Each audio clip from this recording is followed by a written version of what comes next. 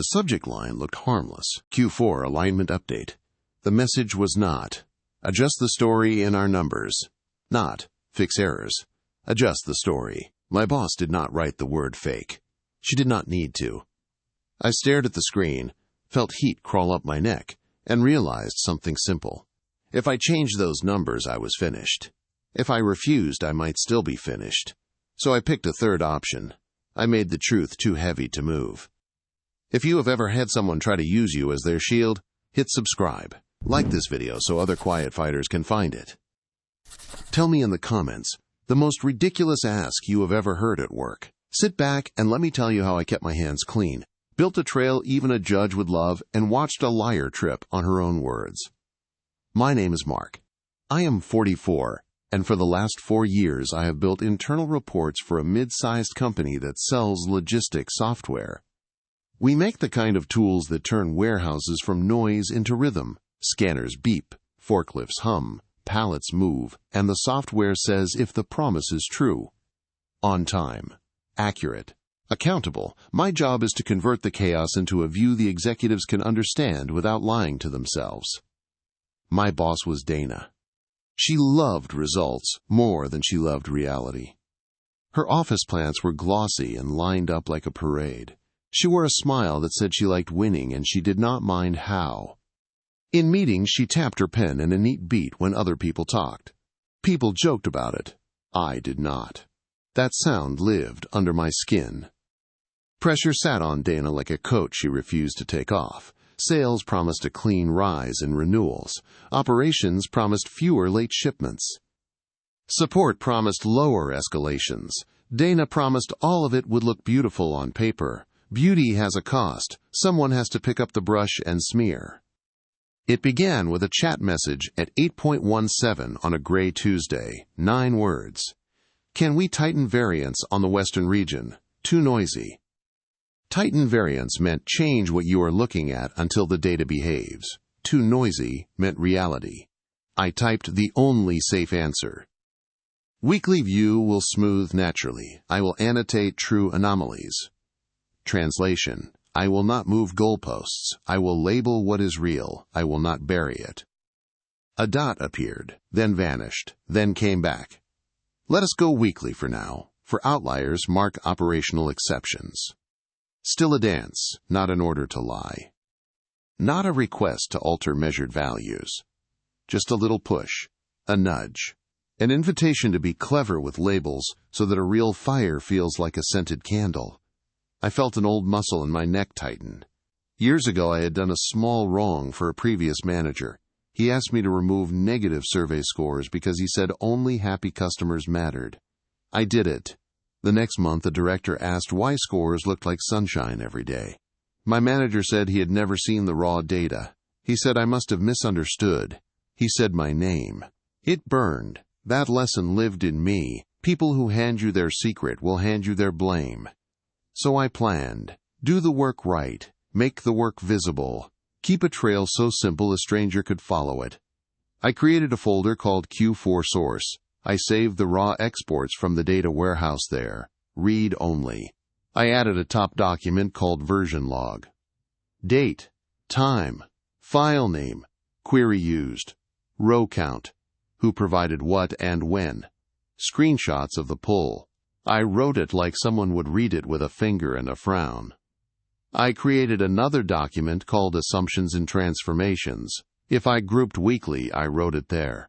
If I removed duplicates, it went there. If a sensor failed in Fresno and caused a spike, I pasted the support ticket ID in the operations note. If a storm hit Washoe County, I pasted the weather alert link and the date. I used our project tool and pasted the link to the decision log. Every step had a reason. Every reason had a receipt. I sent my first update on Tuesday at 9.04. Simple subject. Q4 Report Build Update, number 1. Hi Dana. Data ingested for all regions. Current view weekly. Attached is the Assumptions and Transformations log. Please reply to confirm approach or advise changes. Yeses. ICCED Data Governance. ICCED the Analytics Lead. ICCED our team alias. Secrets do not grow in open air.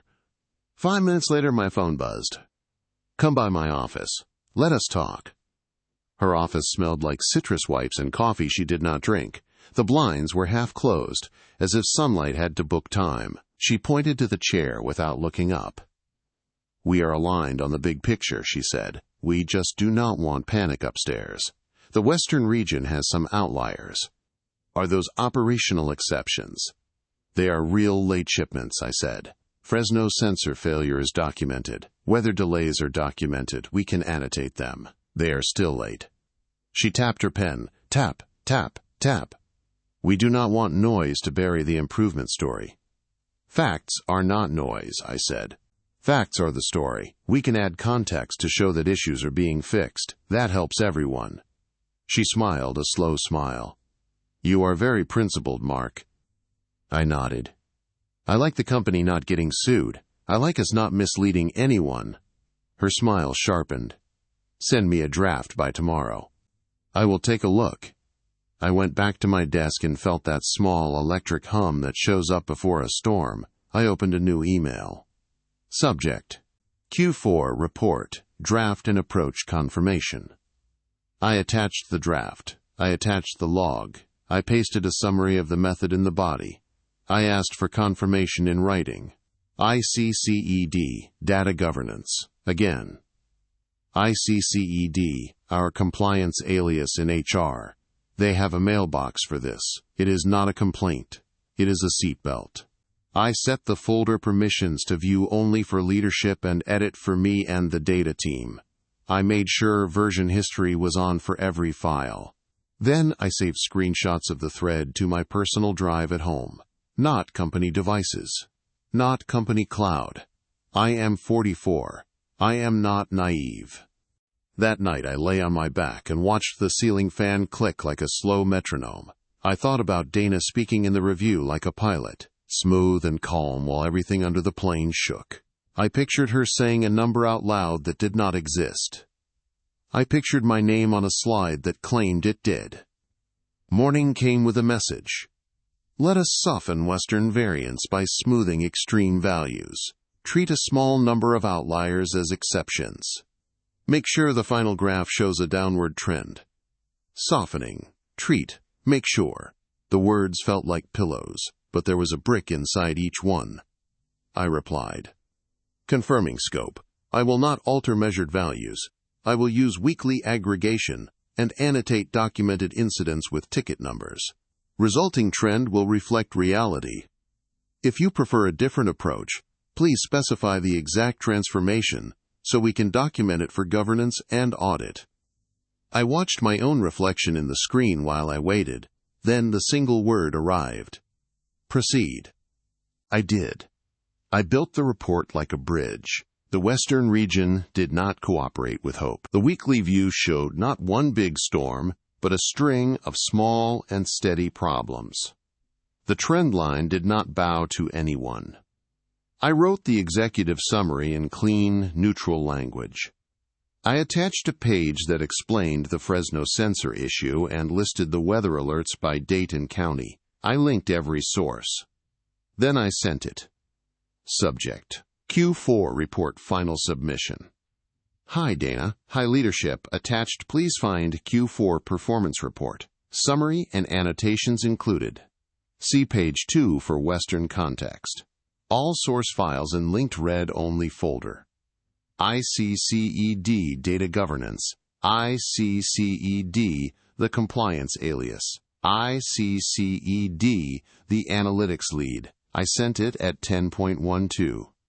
A calendar invite hit at 10.27 for a leadership review. I watched the attendee list build like a slow scoreboard. CFO, VP of Operations, Sales Director, Dana. Me marked as optional. Optional means your name is in the room even if your body is not. Optional also means you can show up anyway. I clicked accept. Then I stood up and took a long breath at the window. Rain blew sideways across the dark glass. Tires hissed in the lot. I felt very still. The conference room had glass walls and a table that looked like a runway. People filed in. The CFO set his phone face down the way a judge sets down a gavel. The VP of Ops looked like he had slept next to an engine. The sales director smiled like he was trying to keep a secret from his own face. Dana smiled like a stage light had found her. She opened smooth. "We have made strong progress. The report will show that. There are some noisy outliers in the West, but the underlying trend is favorable." She nodded to me. "Mark, walk us through." I stood. My palms were dry. My voice did not shake. It surprised me. First slide. Company-wide view, weekly aggregation. Overall trend is flat with modest improvement near week 13. Second slide. Western region, weekly aggregation with annotations. Fresno sensor failure weeks 5 and 6, ticket numbers listed. Weather delays weeks 8 and 9, with National Weather Service references. Outside those incidents, late shipments remain elevated. Silence has a texture. Inside a corporate room, it is the low rush of vents, the throat clear of someone who wants to speak but should not, the chair creak of a person who promised something to someone last month and now remembers it. The CFO leaned forward. "Dana, your forecast last month showed a decline in late shipments by 30%. This report is flat. The West is worse." Dana did not blink. We were smoothing those outliers as operational exceptions. The instruction was clear. Mark misunderstood and took a literal route that created a negative impression. That was the little push, my name near the tracks. I clicked to the third slide, a screenshot of the assumptions and transformations log. For clarity, here is the documented approach. Aggregation level, exceptions with ticket numbers, no alteration to measured values. I pressed the remote again. The next slide was the email thread, my confirmation request, her one-word reply, proceed. I looked at the room. Process was confirmed in writing. I followed it. You can verify the query with the links in the report. The VP of Ops was already typing. You could hear the soft, aggressive clack of a person who is angry at a keyboard, but not at you. The sales director let out a breath through his nose. Sales knows what broken trust feels like. The CFO looked at the screen like it had finally decided to tell the truth. He turned to me. "Send me the raw files and the log. See Compliance." "Already sent," I said. Dana smiled wider. It was implied we would treat anomalies as exceptions and present the underlying story without noise. We all want the same thing, accuracy with clarity. I kept my voice even. The outliers are part of the truth. Annotation gives clarity without erasing reality. The trend does not improve when you hide the parts that hurt. The CFO nodded once, like his neck weighed a pound more than usual. "We will review." After the meeting, my chat window lit up. "Come to my office, now." I closed the door behind me because I believe in privacy when people are about to say things they should not. She did not sit. "You made me look bad." I kept my hands loose. I showed the truth. That is the job. Her eyes went hard. "Your job is to support the team." I let the silence stretch until she had to fill it. She sighed. "Look, I am under pressure. We cannot spook leadership. You need to learn how to tell the story without the rough edges. If you had aligned with me earlier, we could have avoided this. Next time, ask me before you include that much detail." I nodded one time. "I aligned in writing." You replied, "Proceed." If you want a different approach, send it in an email with the exact steps. C. Data governance. C. Compliance. She laughed once in a single breath. "You think CC-ing people will keep you safe?" I did not answer. She knew the answer. That night I walked my neighborhood in light rain. The smell of cut grass mixed with wet pavement. Dogs barked behind fences like they had opinions on governance. I felt that old memory of the survey fiasco roll through me and then roll out. I promised myself again to never be the person who carries a lie for someone else. 2 days later, an invite arrived. Clarification on reporting approach. HR business partner as organizer. Attendees. Me, Dana, data governance lead. The compliance mailbox was on copy like a ghost in the room. The HR partner had a calm voice and a notepad that never ended. "We want to understand the process used for reporting this quarter," she said. "Walk us through standard steps and any deviations." I opened the log and moved page by page. Pools, timestamps, row counts, query, ticket IDs, weather links, my confirmation email, her one-word reply, proceed. I did not raise my voice. I did not add flavor. I let paper talk. Dana went next. The expectation was to treat anomalies as exceptions and reflect underlying improvements. Mark chose a very literal approach that created a misleadingly negative view. He is not wrong. He is not helpful. Data governance leaned forward. Our policy does not allow smoothing measured values. Annotation of real events is correct. Mark followed policy. HR wrote something slow. Slow writing means it will live in a folder that matters. The meeting ended with thanks. Then, quiet. Quiet at work is not peace. It is wait. People look down when you pass. They do not know if you are a hero or a hazard. For a week, everything came from Dana as tickets with no greeting. She stopped tapping her pen near me. I heard her in the hall now. The sound traveled. Tap, tap, tap. On Monday, she called a stand-up.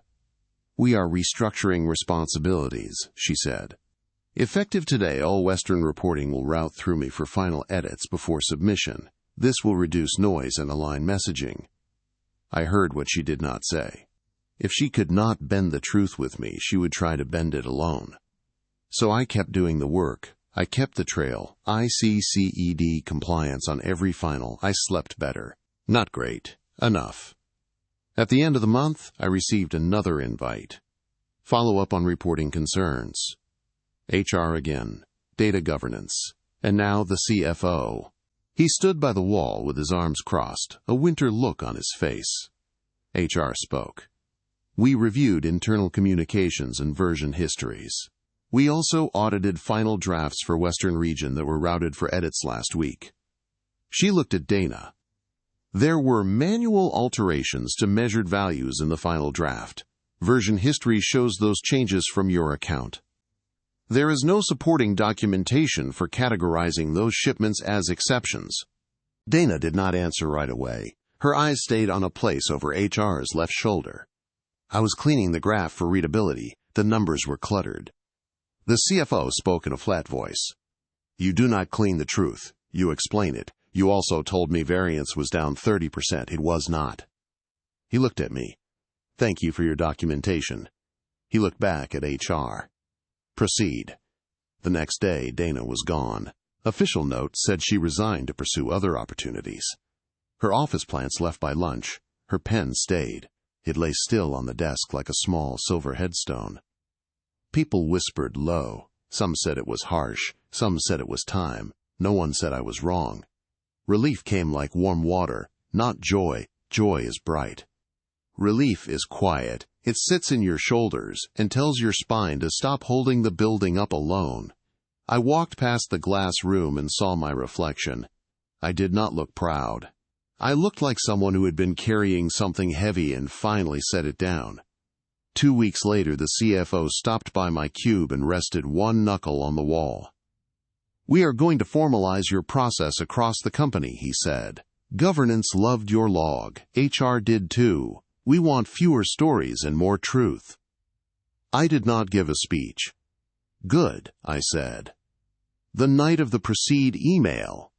I remember the exact sound in the apartment that night. The fan in the kitchen with a faint tick. The elevator in the hall. The neighbor's dog pacing once across the floor. I stood with the laptop open on the counter. The word proceed sat in the thread like a drop of tar on white tile. You can pretend it is nothing. You can also see what it is. I poured water and did not drink it. I opened the log and read every line aloud. It felt strange at first, then steady. Date. Time. File. Query. Row count. Ticket ID. Weather link. I heard how the rhythm itself made the choices feel whole. That is something people forget. Rules are not chains. Rules are beats. You can move to them without falling. I saved a copy of the email to a thumb drive and put it in a ceramic bowl with keys and a coin and a photo of my mother when she was young and laughing at something a cousin had said. I do not believe in charms. I do believe in reminders. The bowl said you did what you could. Sleep. I slept for 5 hours, woke at 3, stared at the dark, and then slept 2 more. That counts. After the first leadership review, a corridor moment took place that still makes me smile at the quiet parts of people. The sales director, Naomi, caught up to me by the vending machines. She pressed her palm flat to the metal and said in a low voice, "Thank you." Then she looked down the hall to make sure it was safe to say more. "I used to be Dana in a different company," she said. "Not the part where you try to bury the truth. The part where you panic and think your job is to make everyone feel good. It is not. It is to make everyone do good. You reminded me." She pulled a protein bar that looked like a tree branch out of the machine and smiled without humor. "I will back you when this gets weird. It will get weird." She was right. It got weird. She kept her word. There was a private talk with Jenna in HR that mattered for reasons that are not obvious in a story like this. She called me into a small room with a round table and a plant that looked like a green octopus. She let me talk through the stress cycle. She told me something people in analytics do not hear enough. "You are not a problem for being correct," she said. "You are an asset. We need to make sure you feel safe being an asset. That is on us." She asked if anyone had retaliated or isolated me. I told her about the ticket-style messages and the silence. She wrote it down and told me they would monitor. I believed her because she did not rush the sentence. People who fake care rush. She reminded me to log my hours and take time off. She asked me what I do for rest. I said I walk. She said keep walking. I did. I still do. Carl held a whiteboard session the week after the audit. He wrote in 3 columns: truth, context, story. He asked us to list what belonged in each. Under truth, we wrote numbers with rules. Under context, we wrote ticket links, events, weather, staffing, vendor issues, market shifts. Under story, we wrote the hard part. Clean language, no spin, no blame, clear next steps, who owns what and when. He drew a line back from story to context and from context to truth. The board looked like a little city. He tapped the truth box with the marker. "If this gets soft," he said, "the whole town falls down." Engineers softened. Sales nodded. Support clapped a little. It was a good meeting. A vendor tried to push a narrative in a joint meeting and gave me a chance to practice the rule with someone outside our walls. They said their new route planning engine had cut delays in half. They showed a slide with a perfect green slope. It looked like a ski run. I asked for the date range. I asked for the aggregation level. I asked for the ticket IDs used to define delay. The answers were soft. We paused the call. I sent a note for the follow-up. We cannot present this slide to leadership until the claims can be traced to raw events. The vendor got quiet in the next meeting. They sent a better slide with an honest view. The slope was not pretty. It was real. We built trust. That is a side effect of revenge I did not expect. You end up building bridges by refusing to paint them. This part is not the triumphant arc people want to hear. I did not get promoted right away. There was talk. There were rumors. People said my name and the word promotion in the same sentence. It did not happen that quarter. It bothered me for a week. Then it did not. The work was the work. The company was better. The team was safer. My father still needed me to pick up salt for his walkway. That is a different kind of promotion. It came later, a new title, a raise, a lot more responsibility. By then it felt like a byproduct, not a prize. I liked it. I did not need it to vindicate me. The work had already done that. I took my father to a small Italian place to celebrate the clean audit.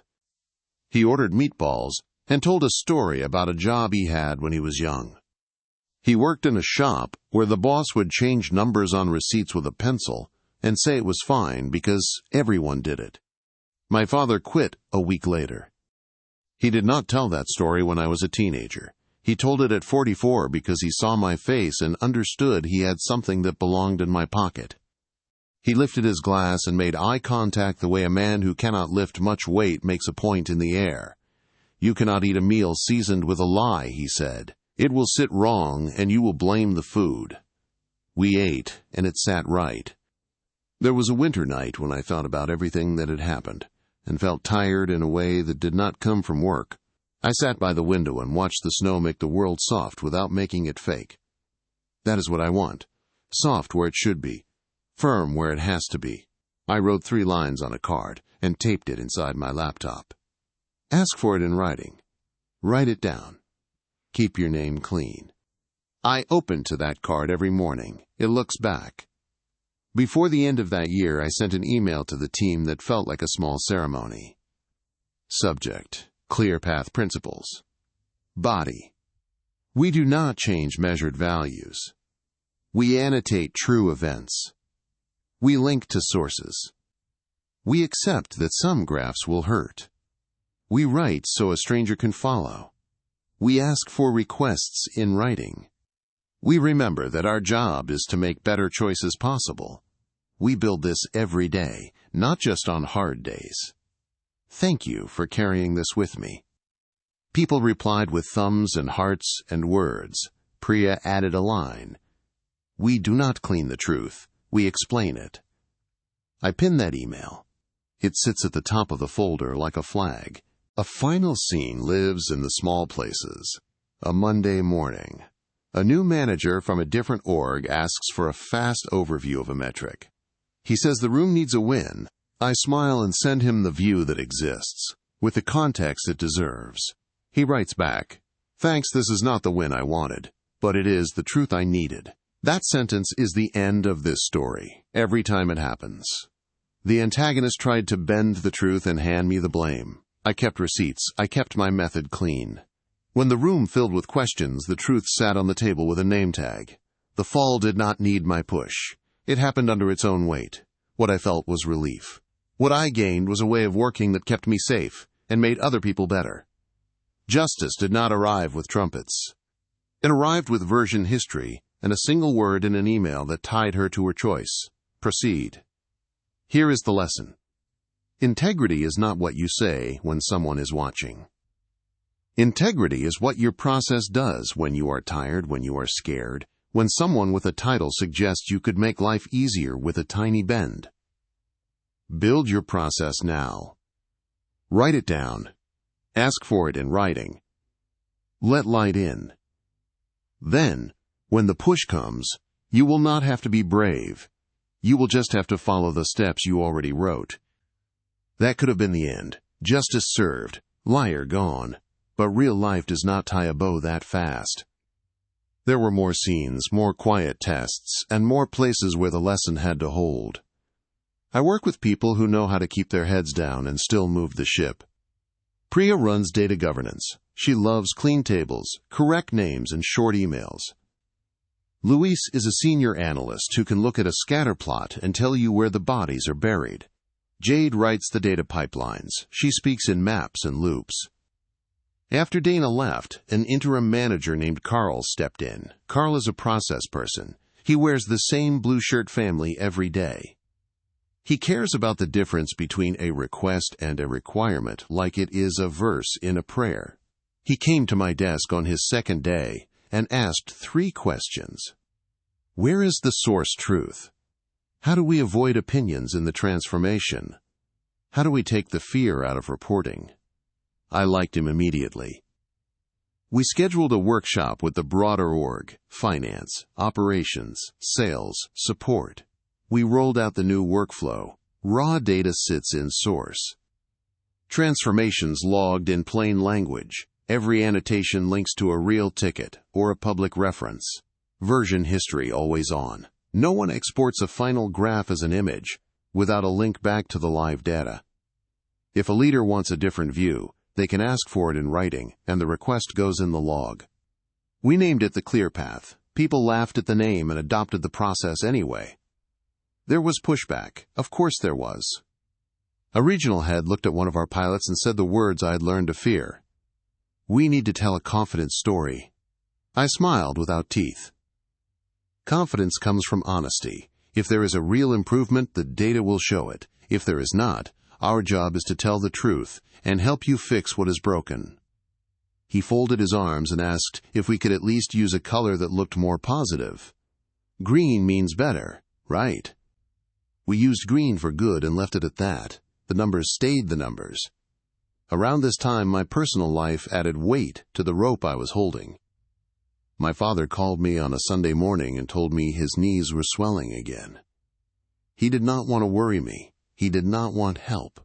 He told me anyway. I brought him soup and sat on the porch while he napped in the chair he always used to fix. The light hit the old wood in a way that made dust look like tiny stars.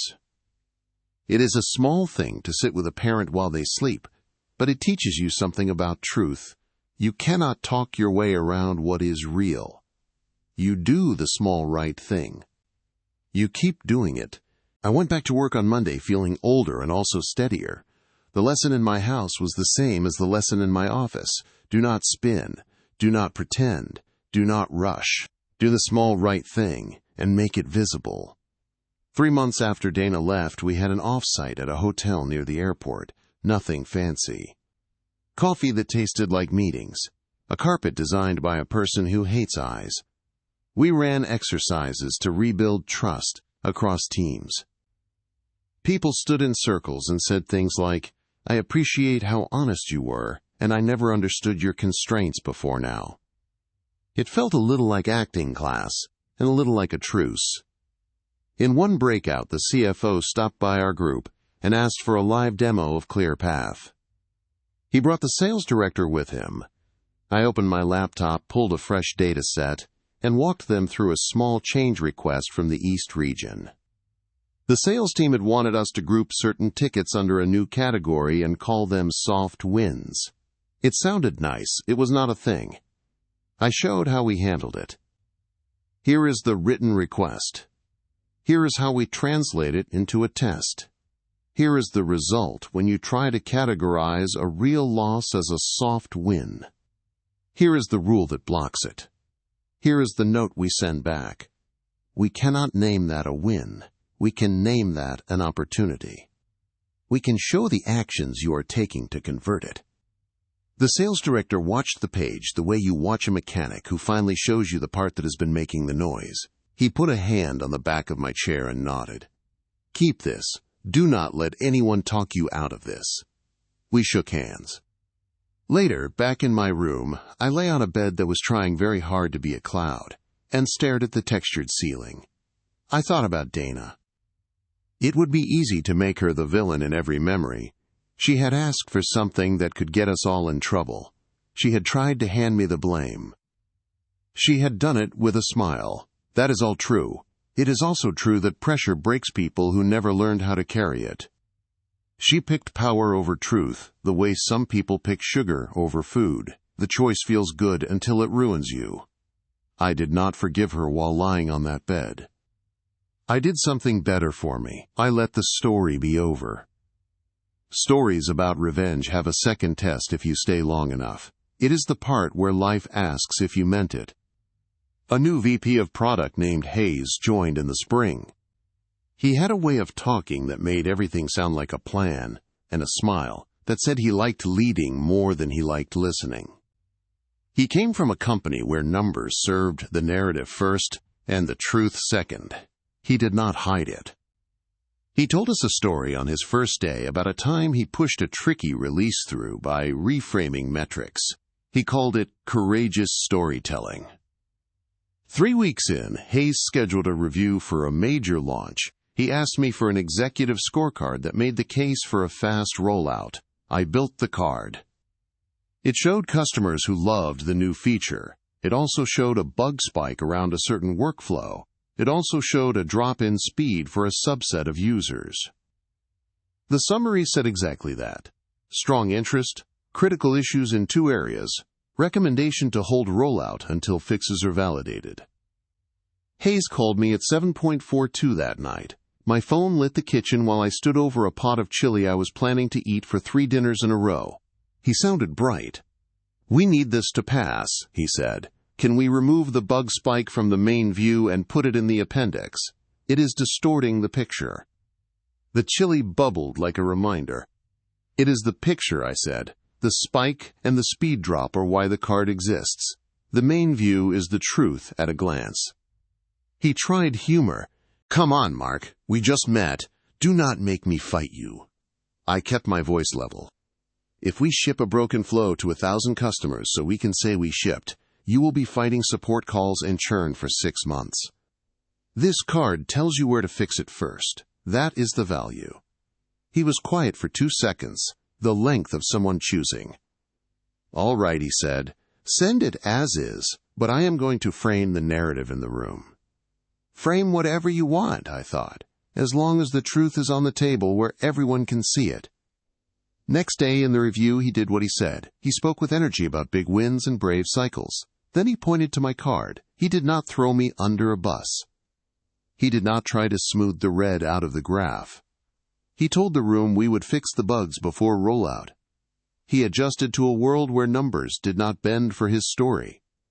It felt like a small victory, because it was. Later he stopped by my desk and tapped the side quietly. "You hold the line gently," he said. "Not many people do." I can work with that.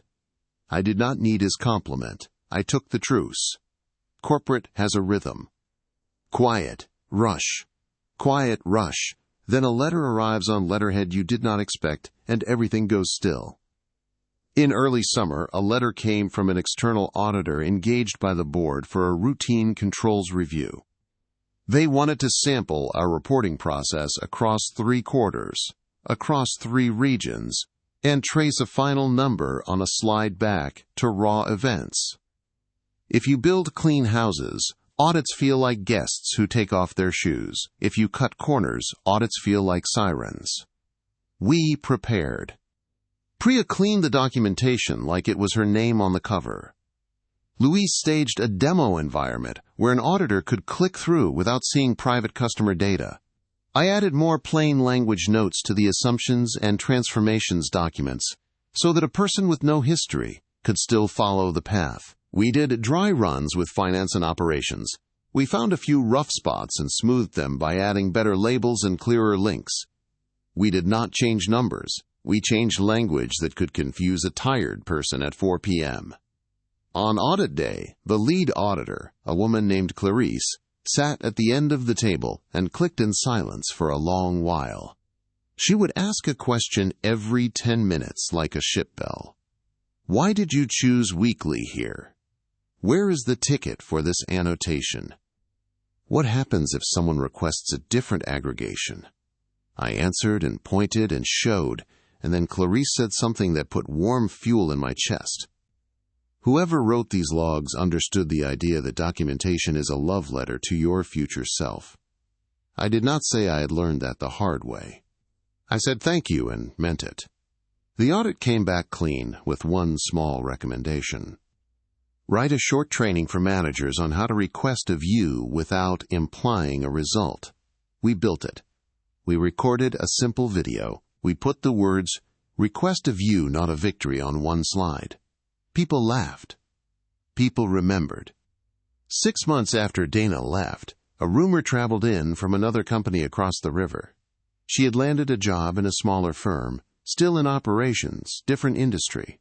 A former coworker texted me about it. He asked if I had given a reference. I had not. She had not asked me. She had asked someone else who gave a neutral reference with dates and role, which is what our policy required. That is the right way to do it. I did not gloat. I did not post anything. I did not tell a story at lunch. Revenge that relies on gossip is not revenge. It is insecurity wearing cologne. My revenge had already happened. It was in the logs. It was in the room where she tried to bend the truth, and the truth did not bend. A year later, I saw her by chance on a city street. She came out of a coffee shop as I was crossing. For a moment, we were 2 people near a curb with a light in our faces. She saw me. I saw her. There was a flicker, the kind your brain does when it pulls a file you saved in a hurry. She did not look ruined. She looked smaller, not in height, in reach. The world did not shrink for her. Her world did. She nodded once, a tiny gesture of recognition, then looked away. I kept walking. The light turned and the line of cars moved. People forget that the most powerful move is sometimes no move at all. A new analyst named Aaron joined our team that fall. He was 27 and smart in a way that made him fast and sloppy at the same time. He loved charts that moved. He loved the feeling of a graph that looked like a win. He had never been burned by a nice idea that turned out to be a lie. He sent me a draft one night with a subject line that sounded like a drum solo. Check this out. The draft had a beautiful curve for the central region. It also had a quiet decision baked into it. He had removed certain days from the aggregation because they looked like outliers. They were not. They were late shipments from a vendor that had missed pickups. I called him into a small room the next morning. The glass walls made us look like fish. "Walk me through your choices," I said. He did, fast. He used words like clean and smooth and directionally correct. He was not trying to lie. He was trying to impress. I told him the survey story. I told him the proceed email. I told him about the small silver pen on a desk. I told him about Clarice and the love letter to your future self. I told him that one day someone would ask him to clean a truth that makes a leader look bad, and that his hands would shake when he decided whether to do it. I told him the only way to get through that moment is to decide today what his rule is. Then, I showed him how to annotate the vendor issue and keep the days in the data. He listened, he blushed, he thanked me, he went back and fixed the work. A week later he stopped by my desk and said something I still think about. "I slept better. That is the weird part. I slept better." Of course you did, I thought. Your mind cannot rest on a lie. It slides off. No good story lets the hero relax forever. We had a hard quarter that winter. A customer rolled off a major contract. Supply chain got weird again. The West, our old friend, had fires. The charts looked like alarms. Leadership was tense. Everyone wanted good news. Carl brought us into a room and closed the door. He set his palms on the table like he was grounding us. "We will not start lying now," he said. "We will tell the truth, and tell it clearly. We will help them make the right choices. That is our job. If you feel pressure, tell me. If you get a request that feels wrong, send it to me. If you get frightened, come sit in my office and breathe. We will be fine." It is strange to hear a manager say breathe, but it worked. The team exhaled. We went back to our desks and did the boring courage again. Pull, check, log, annotate, link, send. That quarter was not pretty. It was clean. Clean turned out to be enough. Leaders cut costs where they should. They delayed a risky plan. They doubled down on the product area that still grew. A truth told well is a tool, not a weapon. One day, the CFO asked me to do something I had never done. Sit in on the investor call behind the scenes. Just in case someone asked a question about a number that needed context. He did not expect it. He wanted a safety net. He told me I would be on mute. He told me I would probably not speak. He told me to bring the logs. I sat in a small room with a glass of water and a binder because I am 44 and I like paper when a thing matters. The call rolled. The CEO did the welcome. The CFO spoke in clean lines. An analyst asked a question about churn in the West. The CFO answered with context and then looked at me through the glass. He needed a specific. Week 9. Weather. Link. I slid a sheet across the table with the row circled and the link written in black ink. It was strange how calm it felt to be useful in silence. He used the number, framed the context without bending it, and the call moved on. Afterward, he held up the sheet. "This is what trust looks like," he said. "I get to say something true and strong because I know you will hand me the page." It was a small moment. It stayed with me.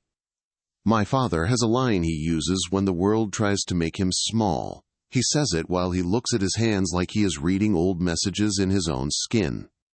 He says, "I keep my name clean." He does not say more. He does not explain. The line does the work. I heard his voice when I opened my laptop every morning that spring. I kept my name clean. I kept the folder clean. I kept the log clean. On a normal Tuesday at 11:03 a.m., those acts do not look like revenge. They look like chores. But when pressure comes, it turns out the person who did the chores gets to decide the ending. There is one more scene I keep to myself, except for now. After Dana left but before we rolled out ClearPath, I wrote an email I did not send. It was to her. It said everything I wanted to say about the time she tried to make me hold her lie, the way she said proceed then acted like I invented the rules, the way she looked at me in the room where her story cracked. I wrote about the pen, I wrote about the plants, I kept it in drafts for a week, then I deleted it. Not sending was my last act of control. Revenge is not always saying the thing that will feel good for 10 seconds. Sometimes revenge is having nothing left to say. Here is the quiet payoff. Years pass. People come and go. New leaders arrive. Old projects end and begin again. The person who tried to bend you bends someone else, or bends themselves into a shape they cannot keep. Meanwhile, you keep your name. You walk into rooms with a straight back. People hand you the scary task, because they know you will not lie to them, and they would like to sleep. The better payoff is this: you build a way of working that outlives you. ClearPath became a template. New hires learned it on day 3. Managers learned how to ask for a view without implying a win. The company stopped wasting time in rooms where everyone pretended the graph said one thing, while their stomach knew it said another. That is revenge too. Not just the fall of one person, but the rise of a truth. If you want a sharp picture of the moment the revenge landed, take this one: the HR room, the CFO against the wall, the notepad. The sentence where HR says, version history, shows manual changes from Dana's account without documentation. The small shift in air as the room realizes the story. The way her skin loses a shade. The way the CFO says, you do not clean the truth, you explain it. The way he turns and says thank you for your documentation. The way the meeting ends without a scene. The way the next day the office has no citrus smell. The way the pen stays, small and silver, like a tiny monument to a lesson. That is the moment. No shouting, no victory dance, just gravity. I did not feel triumph. I felt the knot in my back let go. I walked outside after that meeting and the air felt like air again. I ordered a coffee I did not need. I called my father and asked if he needed anything from the store. He said no, and then he said that line. Keep your name clean. I told him I was trying. He said good. This is what I learned, and what I want anyone listening to take into their next hard room. Integrity is not a speech. It is a system you build on a calm day, so that when the loud day comes, you do not have to think. You pull, you check, you log, you annotate, you link. You ask for confirmation in writing. You see the mailbox that keeps the records. You keep version history on. You never change measured values to make a person look better. You show context. You tell the truth without cruelty. You repeat. If someone tries to push you toward the edge, do not match their volume. Turn on more light. Lies hate light. They lose weight there. They stop flying. They crash on their own. A lot of revenge stories end with a loud win. Mine ends with a quiet rule. Small choices save big lives. Not every battle is won by force. Some are won by paper and patience. If you are listening and your stomach hurts because you are in a room like the one I was in, breathe. Do the small right thing today. Write it down. Make it visible. Build a trail your future self can walk with their head up. If you like this story, please like this video, subscribe and join Taste of Revenge family, and share your impressions of the story in the comments. To listen to the next story, click on one of the boxes on the right. Thank you for watching to the end.